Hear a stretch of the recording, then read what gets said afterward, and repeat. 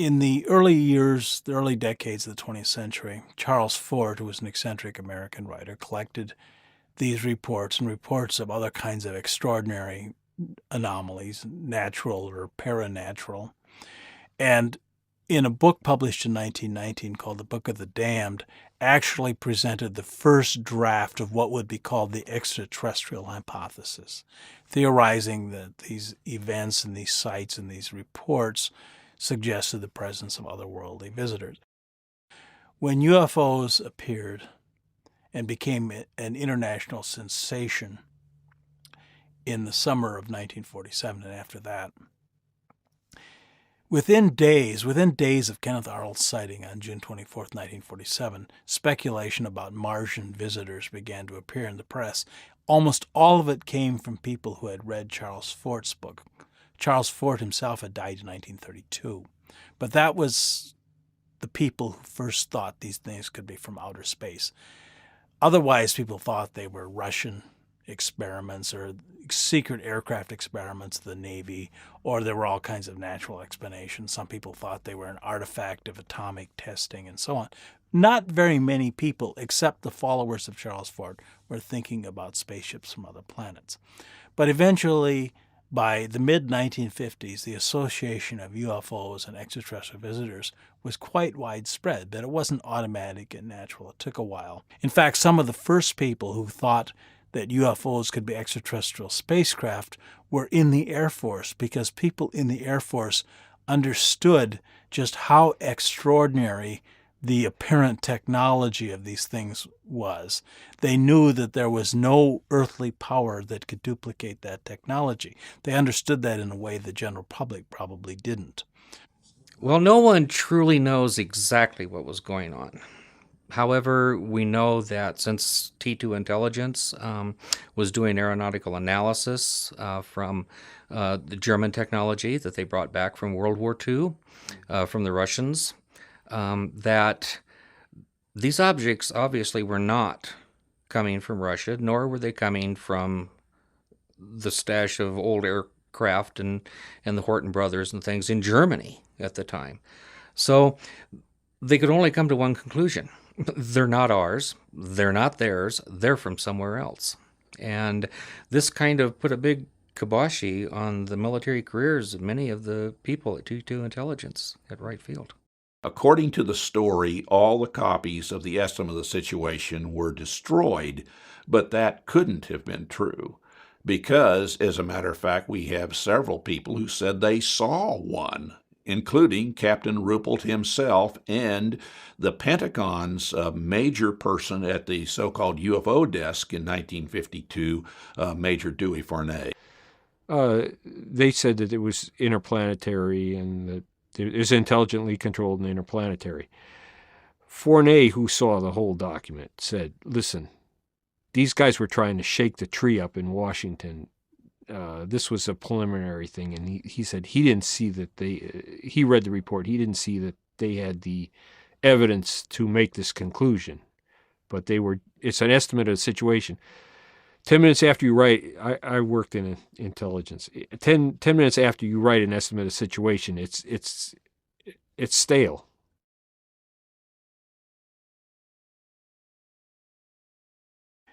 The first major UFO proponent was a retired Marine Corps major named Donald Kehoe. Kehoe worked in the Pentagon. He had once been an aide to Colonel Charles Lindbergh. He had all kinds of contacts. He was a popular writer. He wrote stories, adventure stories in pulp magazines, usually with an aviation theme. He also wrote fiction stories about World War I flying. And I read those things every time they came out. 10 cents a copy of pulp magazines, beautiful things. So when True magazine, which was a very popular men's magazine back years and years ago, decided that it wanted to look into the question of what flying saucers were, it thought, well, Don Kehoe is a good guy. He's got all these Pentagon contacts. He knows about aviation, knows a lot of pilots, and many pilots are reporting UFOs. So he spent about 8 months investigating the story for True magazine, and The article that he published in the January 1950 issue of True was titled "The Flying Saucers Are Real."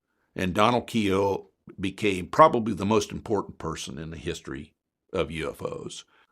That article, which came at the very end of the year, was sort of a psychological bomb for many people because it seemed to expose a hypocrisy in Air Force intelligence, and not only that, seemed to rather clearly point to the extraterrestrial hypothesis.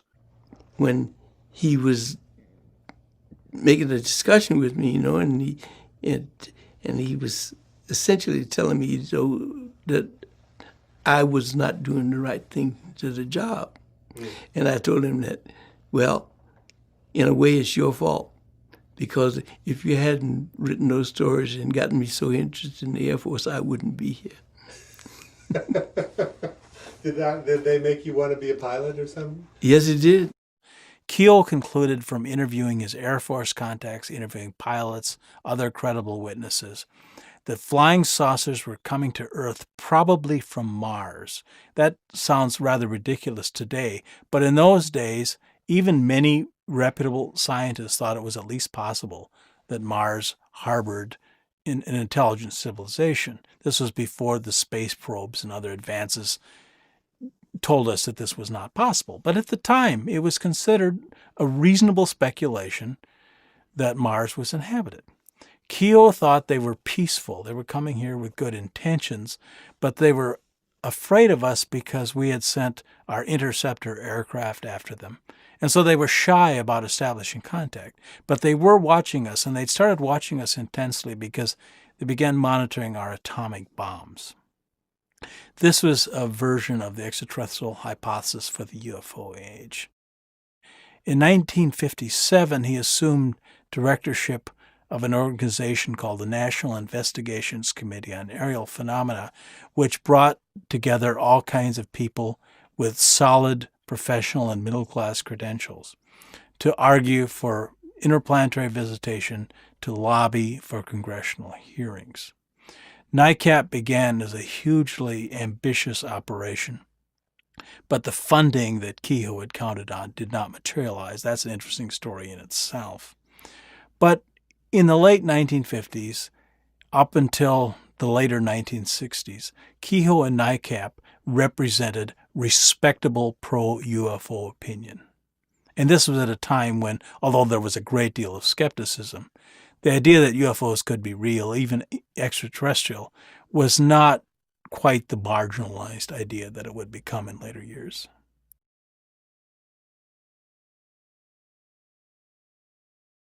I think that scientists at the time, despite the interest that was there in possible life in outer space and the knowledge of astronomy and what was possible in terms of solar systems and chemistry in the galaxy, scientists basically had literally no conception that aliens could potentially visit here. You trust the big paradigm maker at the time. And the big paradigm maker at the time is Einstein, and by gum, you don't go against Einstein. He told you this. He put the 10-pound finger on you. You cannot go faster than the speed of light. Special relativity and the speed of light, how much impact did that have in scientists' ability to take a look? I think in considering the possibility of, let's say, ET visitation or even ourselves going out and exploring other stars in the future, even though general relativity had come along and it actually changed that picture, most scientists with an instant response would think on special relativity terms and say, well, the velocity of light is a limitation. You can't go faster than the speed of light. And therefore, to conceive of us exploring stars or other people coming here, it's too far. They just can't get from here to there. We might explore our own solar system, but that's probably as far as we're going to get.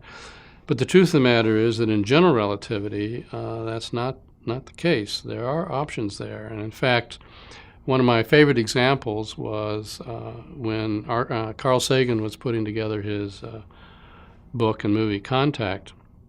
He wanted to have some kind of more or less instant connection to faraway locales, and so he approached Kip Thorne at Caltech, who was a friend of his, and says, I want this to be as scientifically reasonable as possible. And so Kip decided to look into the possibility out of general relativity that you could beat the speed of light. Well, it turns out that in general relativity, we can begin to talk about manipulating the space-time variables, which was not the case in special relativity. And then, in fact, you could, say, make wormholes, which would sort of be like subways through space or whatever. So he came back and told Carl, no, you can incorporate that. But he got sufficiently interested as a theoretical physicist that he began having his graduate students look into these more bizarre outcomes, predictions from general relativity. And so, in fact, they came up with ways that you could beat the speed of light with the so-called wormhole shortcuts through space-time. But, of course, now that's become a very legitimate area of general relativity research. And so there's a lot of work going on looking at wormholes, so-called warp drives. In the end, it may turn out that wormholes, there's a possibility of engineering them, and people are still looking at that, at least the principles of it. Warp drive is, as far as we can see, is going to be tough. Well, here we are at the beginning of the 21st century, and so we know there's going to be a 24th and a 28th and a 30th century science. And the scientists of those years are going to look back and see how primitive we were. So really a scientist, if he's up to it, can't rule out anything. I have several editions of an astronomy textbook out, and I talk about this limit of the speed of light, and I put a footnote in there saying something like, at least according to our current understanding of physics. And I got a moderately irate letter from some scientist, this is outrageous that you would put this in. And I thought, well, how outrageous for him, is he really on record that our physics of 1987 or whenever this was is the last word? I mean, it doesn't mean you should start assuming things can go faster than light, but you just shouldn't assume that we know everything. And as Arthur Clarke said, any superior intelligence is going to look like magic to us. Exactly. Anything that violates our crude understanding of the universe that we have. We have to assume that our understanding of the universe Sure is we do, yeah. And you have to be ready for the thing that's out there that violates it. I'm always reminded back in the late 1890s how the head of the British Academy of Science said, we know it all, we're just wrapping up the details. And there's who was it Haldane or one of the famous British scientists, the space flight is utter bilge is a famous line. I mean, I love Planck's phrase, which can be paraphrased. That is, how does science go forward? And he says, funeral by funeral. So I really don't think it was only light speed. It was more sociological, psychological, and philosophical reasoning that led scientists to reject UFO sightings. Now, there's another one there too. This is a corollary to the if we don't know it, if we aren't aware of it, it can't be true. We the scientists, will not use data that comes from the public, that comes from the great unwashed. And of course, physicists and astronomers, well, at least the physicists don't ever do this, or chemists.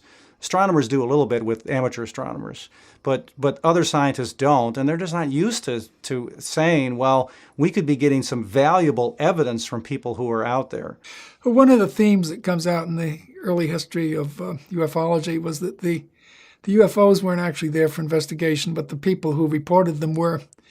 And this is what led to a whole group of psychological kinds of interpretations, and then they were essentially negative ones. The person's stupid, they're lying, they're drunk, they don't know what they're talking about, they're crazy. And then you let off the hook, right? There's no real challenge to science. There's no real challenge to what you currently believe because it's this person's problem, something wrong with them. So you don't have to rethink things like interstellar travel, interdimensionality, whatever, might or might not be out there. There was a terrific example of this that's in my chapter in there, and it was a Russian spacecraft satellite called Zond 4, I think it was. And that was a big rocket booster, and that re-entered over the United States, came in through the atmosphere, as we know from modern films and the disastrous shuttle breakup and things like that. These things come in, start to glow, they get hot from friction with the atmosphere, they start to break up just like a meteorite or a fireball, and you get a string of fragments. And I've actually seen one of these. I saw one of the shuttle tanks re-enter over Hawaii once, and it's amazing. It's remarkable. It's like a big mass of fireworks. The one I saw, they were all kind of sparkling, and they're moving across the sky together because, you know, there's like the big piece out in front and some smaller pieces behind.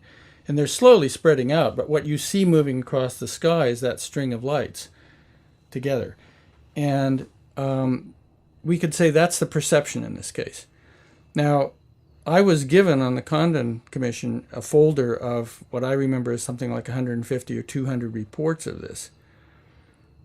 And one of the strangest things I experienced there was that, in general, the people who knew what they were looking at, the people who said, gee, that must be a satellite re-entering the atmosphere and breaking up, they gave the shortest and crispest reports. You know, I saw this bright thing, some lights in the sky. I think maybe it was a satellite breaking up. It's kind of the end of the story.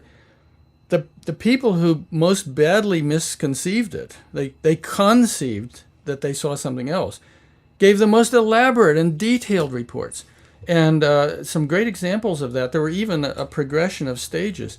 There were the people who, as I say, the people who said, oh, this is satellite, end of story. Then there were the people who were describing what they saw, and they said, I saw a string of lights in a kind of in a line moving across the sky. Well, that's basically absolutely accurate. Great example of the perception correctly reported as a conception, and so on. Then there were people who started introducing a very subtle difference. There were people who said, I saw a set of lights flying in formation across the sky. A little bit of a different idea there.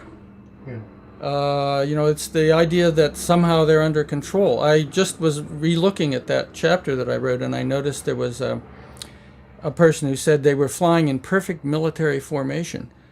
Now, if you know what he saw, that's not a bad description. But on the other hand, if you come in and you're talking to this guy the next day and he says, I saw these things flying in military formation, you think, well, you know, were these really a bunch of different craft flying along in military formation? That's not what he saw, but that's his conception. Right. And then finally, you know, we get to this end, as I say, with the detailed descriptions. There were people who said, I saw a black cigar-shaped object with a row of lights. And of course, they didn't see the black cigar-shaped object. They conceived that it had to be there, because there had to be something for those lights to be attached to. Then there were the people who said, I saw a black cigar-shaped object with a row of lighted windows. And we absolutely had reports like that. And then the last two or three that were the furthest off, you know, I saw the cigar-shaped object, the windows. It was so close we could have seen people inside the windows if there had been anybody in there. My dog was barking and whimpering, and there were fires in the fields outside of town the next day, and, you know, all of that. And, you know, you come in as either an experienced and maybe an inexperienced UFO investigator, looking for reports of alien craft. You know, those sound like pretty good reports. And so, you know, they're all the same thing, and they were all a satellite breaking up in the atmosphere. So really tough to translate those into real understanding.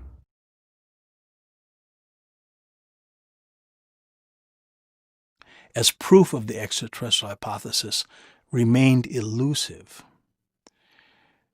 some ufologists began to look in other directions. And some of the more Fortean-inclined ufologists, the ones who were attracted to the idea that UFOs were part of a broad range of anomalies and mysteries, speculation grew that there weren't extraterrestrial visitors, that these were actually paranormal entities. This is around what year, Drew? In the 1960s, about the mid-1960s, the idea begins to form that UFOs really aren't what they appear to be. They may not even be craft. They may not even represent a technology in the ordinarily understood sense of those words, that these were actually shape-shifting entities from some unknown other world, a parallel universe, a demonic realm, something like that. And there was an attempt to link flying saucers not only with other weird phenomena that people reported, like strange creatures and so on, but also to traditional folkloric entities like fairies and angels and demons, which were also interpreted as not literal entities, but as representations of kind of cultural expectations about supernatural experience. These things existed in some sense. The experiences of them were real, but excuse me. Okay, no problem. But they weren't what they appeared to be. That they really were something else, representing some kind of unknown other reality. The most influential writers in this new school were Jacques Vallée and John Keel. In 1969, Jacques Vallée wrote a book called Passport to Magonia, where he links modern UFOs to traditional beliefs about fairies, demons, gods, entities of various kinds. At the time Passport to Magonia was published, it was looked on more as an ancient astronaut type text rather than a real subversion of the whole extraterrestrial hypothesis. Most people read it and said, well, okay, so the aliens must have been around from time immemorial. This is just more evidence for the same. But in fact, what Vallée was saying was something quite different, was that UFOs are just a part of some larger mystery. John Keel, who was much less intellectually sophisticated, but just as influential as Vallée, wrote several books in which he revived traditional demonology. And he argued that UFOs and their entities and all kinds of other strange creatures were literally demonic entities. He didn't say they were from hell, but he renamed hell the super spectrum. The super spectrum was also related to the traditional occult idea of the etheric realm, a realm on another level of vibrational frequency.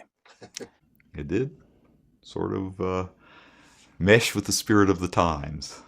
The idea of getting away from technology, scientists and government as the good guys, which you see in all those 1950s monster outer space movies. The heroes are always scientists and soldiers. Complete revolution there. They become the villains. And the counterculture, the notion of a new age, belief in a more spiritual sort of thing becomes very popular.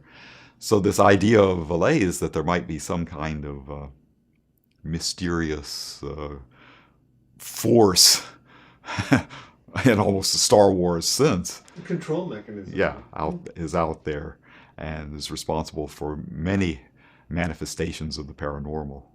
That quickly caught on.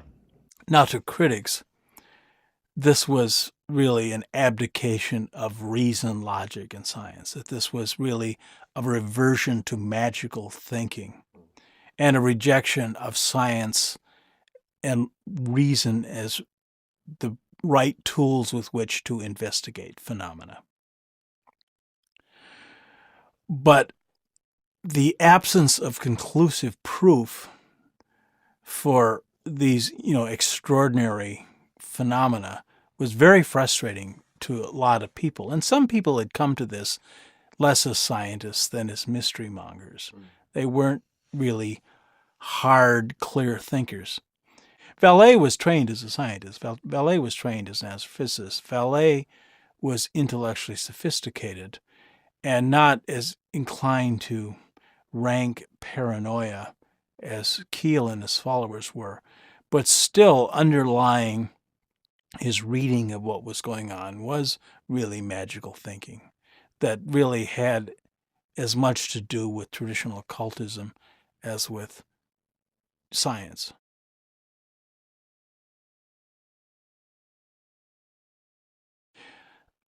Out of the paranormal school of ufological theory, there evolved the so-called psychosocial hypothesis, which actually rejected paranormal processes, but did see UFO reports and experiences as part of a broad range of folkloric, supernatural phenomena. But instead of ascribing them to demons or parallel universes or some other unknowable place, held them to be psychological phenomena, sometimes extraordinary psychological phenomena. This school really grew among European ufologists, and to this day is fairly popular in Europe, representing a kind of skeptical ufology, which is making its own variety of extraordinary claims. They tend very much to look for answers in what you might call tradition.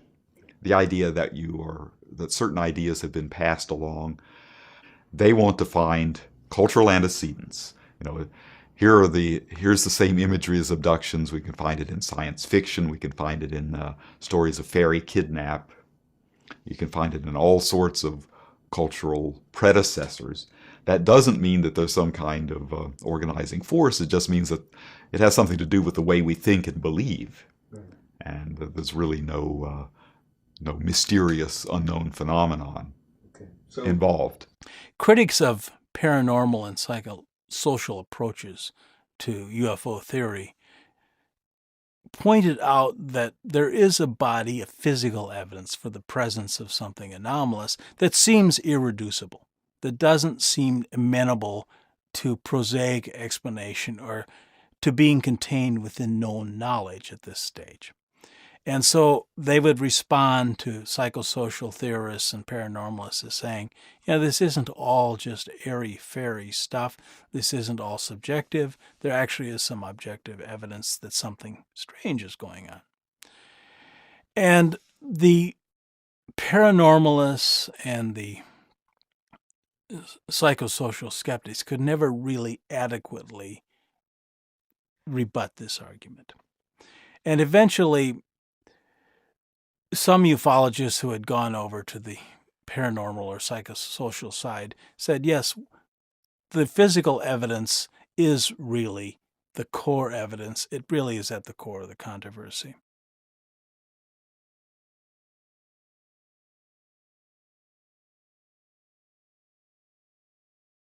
It's amazing how quickly galaxies have formed. The Hubble Space Telescope did a couple of very deep surveys, very long exposures, to look for the most distant clusters and individual galaxies, and found that galaxies formed sometime around the first billion-year age of the universe. And so that means the stars, of course, which constitute galaxies, have been around that long. So a civilization could be rather old. You have to assume, of course, that evolution took place, and that takes some time. But certainly civilizations at least 1 billion years older than ours are theoretically possible, maybe even much older than that. The first one generation of stars has to go by, I think 4 to 5 billion years for heavy elements? It depends. I mean, the very heaviest stars evolve pretty quickly. They evolve in time scales of even less than 1 billion years. Oh. So it's possible that there could be civilizations that are very, very old. What would the limit you think be? Well, just say 10 billion years. That'd be about twice as old as the. A civilization could be 10 billion years, or? Well, I suppose so. I mean, if a civilization evolved during the first, say, 4 billion years of existence of the universe, then that's not out of the question. More conservatives say it's easy to imagine a civilization at least 1 billion years older than we are.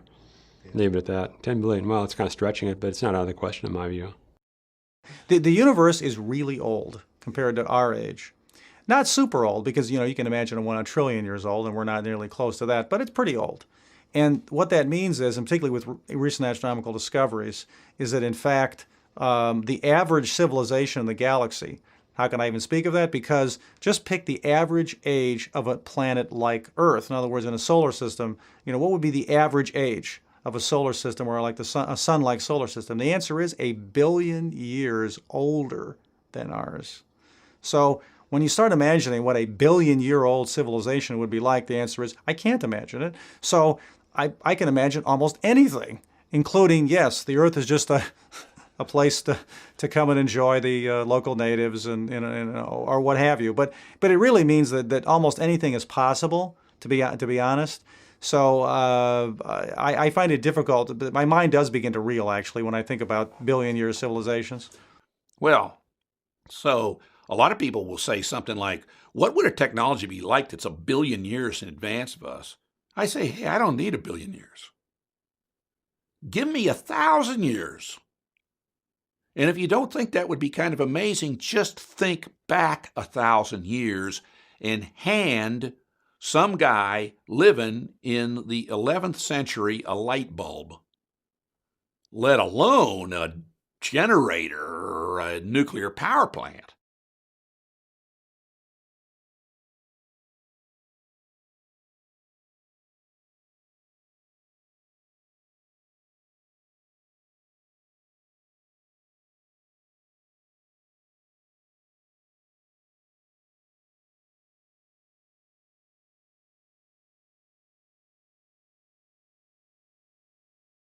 I have an answer. Yeah.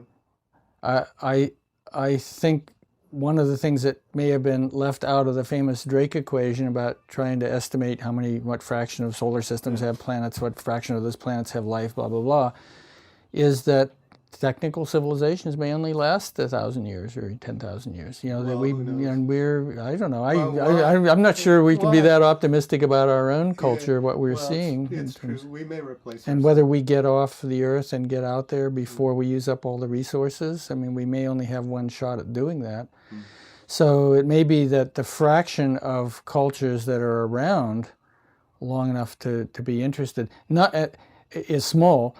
Plus, then there's the evolutionary window that, you know, you're only a species for 10 million years. That's kind of the turnover time for evolution. So the idea that cultures, once they achieve space travel, remain interested in everybody else, you know, seems small to me. I don't think that's probably likely. I guess the point is simply that Fermi's paradox is a bigger paradox now than it was 50, 60 years ago when Fermi first made his famous quip.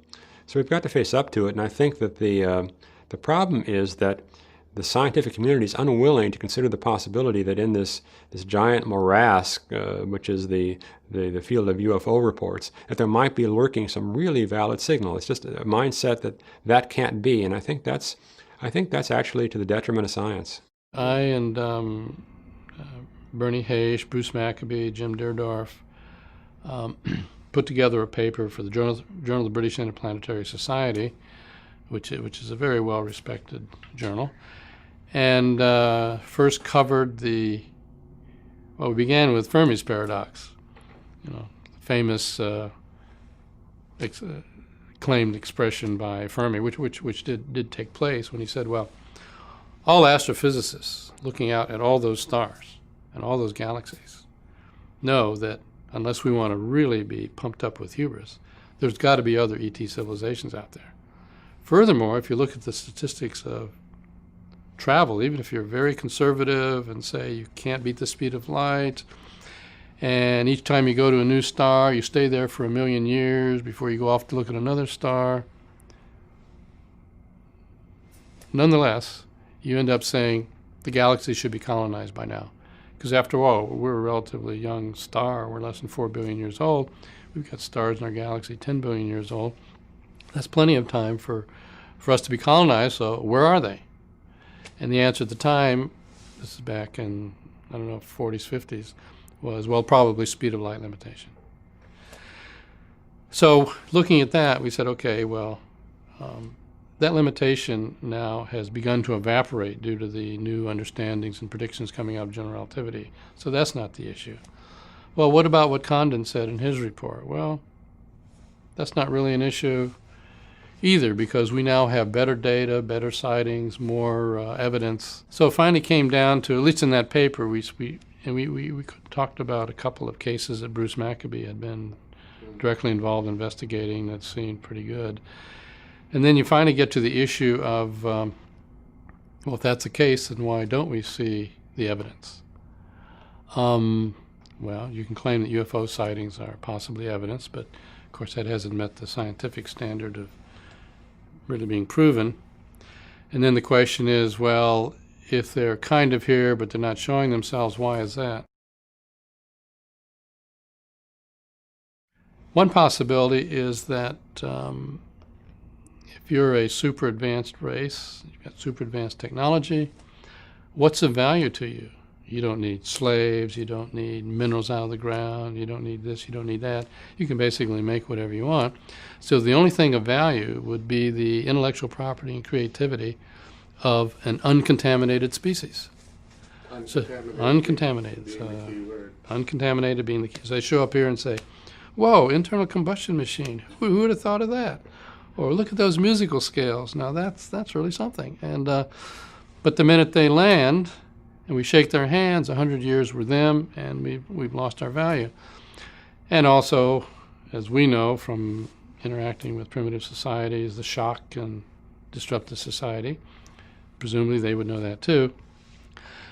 So what Deerdorf likes to point out is that, okay, they're not going to make themselves immediately known for obvious reasons, because it would destroy our value to them.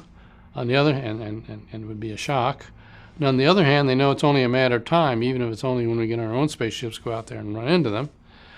So we do have to kind of be brought along in our maturity to accept this as a possibility. And so kind of a covert peekaboo process would be the favored one. And, that could be the case. Obviously, we don't know for sure. There's almost nothing I can think of good that would come from landing and making contact with another civilization that is not either comparable to yours in development or is so sophisticated that they can handle it. And when you think about the scenarios we can all dream of, science fiction, about contacting, in other words, we're the aliens and we have this ability to travel, we develop this technology, we start flying around the galaxy, we encounter another civilization that's less advanced than us, would we land? And the answer is, I certainly would not. I certainly wouldn't. Yeah. And I won't go through the long list of bad things that can happen, but it is a long list. And so it, by the way, raises the question of when could contact even occur? When you think about it that way, and you realize that despite all the science fiction stuff, in fact, I think that societies would pull back from contact and not do it. When does it happen, actually? And that, to me, is the more profound question. And I don't have an answer to that. There is an awful lot of assuming that they would be like us, and I tend to fall into that trap frequently. Pretty hard. And it's very hard not to do it. It may be, of course, that if the extraterrestrial intelligence were sufficiently different from us, we would not recognize it. We would not know it was there. We couldn't make sense of it, and possibly vice versa. Yeah. But certainly we don't know how technology is going to progress. Right now, it seems to be accelerating, going very, very fast. Will it level off? Will it taper? Will there be various plateaus? But the differentness of extraterrestrial intelligence is something that has to be taken into account when we think about the possibilities of contact and if contact is going to occur. And, we might not notice it. I mean, sad but true. Well, there could be good reasons why they don't say hello. It could be that they're trying to keep our civilization from suddenly imploding because we're encountering something that's beyond our ability to assimilate. It could be that this is part of the plan to bring a new civilization into the fold, to gradually expose the phenomenon. I think that there are a lot of reasons why they wouldn't just come and land here if they so chose. Our own experience with South Pacific civilizations encountering European technology, in the 19th century, should answer the question. I mean, those civilizations were practically destroyed. Well, in fact, it's true. When we encountered ourselves more primitive civilizations, we tended to destroy them, but it may be even more severe than that. I mean, we don't tend to try to initiate contact with a group of ants, do we? We don't know how far advanced a civilization might be. I'd be surprised if we were tens of thousands, but certainly decades or even centuries I would see as a possible timescale for making contact known. If you look at UFO reports, they're oftentimes extremely convincing to the people who see them, who witness them, but the event never lasts long enough, never has enough exposure to sort of rise to the surface of national attention. And it could be that is part of a deliberate strategy. I mean, that could be one way to gradually make us collectively as a civilization realize that there's more to reality than what we experience every day around us, but without suddenly upsetting the whole apple cart, without suddenly sort of challenging all of our structures and our politics and our economics, which could be very devastating. Here's another thought. Maybe it's already taking place. Maybe that, flying around or whatever in a kind of liminal way, right at the margins of our reality, is in fact the first step towards a contact. That contact would not be something which would be abrupt, but maybe is designed to take place over thousands of years, so that the impact on us is... Yeah, this is actually how, if I were in charge, how I would manage contact. And this is sort of getting back to this idea of the dawning realization that, if everyone reaches the same conclusion at once, it would be very exciting. If slowly more and more people are drawn into one position or the other, and then finally there's just a very small group of holdouts that maintain a contrary view.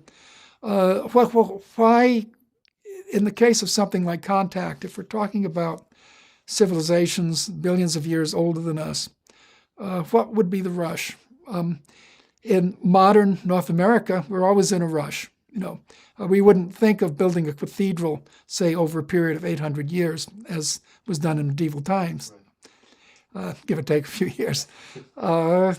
But if something were truly momentous, then indeed it could take place very, very slowly over many people's lifetimes. And what this would mean, if it were to take place over many people's lifetimes, is that there would always be a growing group of people who quote, think something's going on, with a lot of other people who still don't agree with them.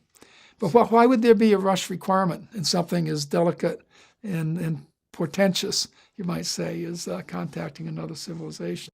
Well, this becomes more just trite, which is that you're ready for it. I mean, you're really ready for it, meaning that you are at such a level that it will not affect your social mores.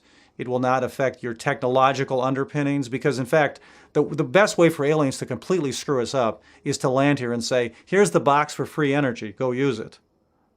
And all of a sudden, everything here just falls apart. Why there have to be gasoline stations? Oh, gee, all those people just lost their jobs. And why? I mean, you just go on and on and on, and the whole place becomes a nightmare of, So you have to have a society that can handle this contact, whatever that means. And I can just conceive of it in my 21st century, small human mind here, which I don't think is big enough necessarily to get our arms around it. But I do think we're a long way away from it. But what would be the appropriate moment for contact?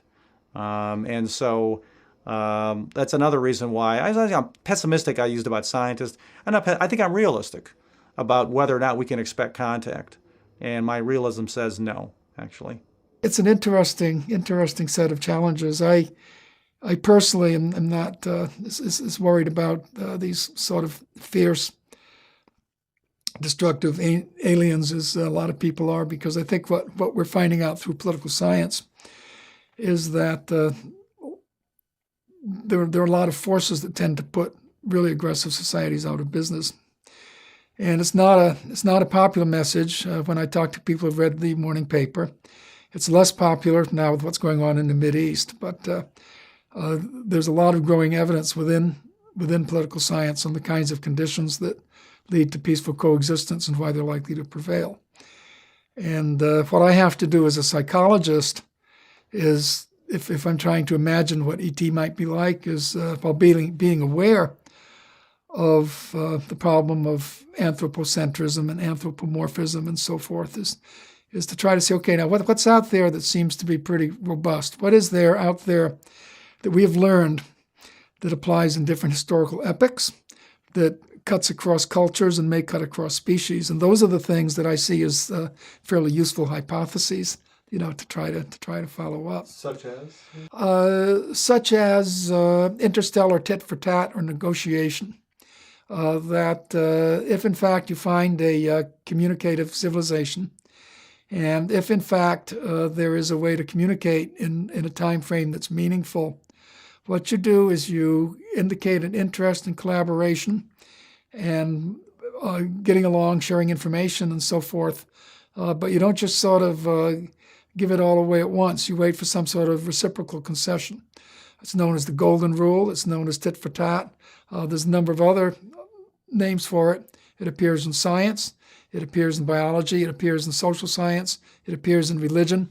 And given the universality of reciprocal relationships, that's one way to start thinking about bargaining or interacting with ET.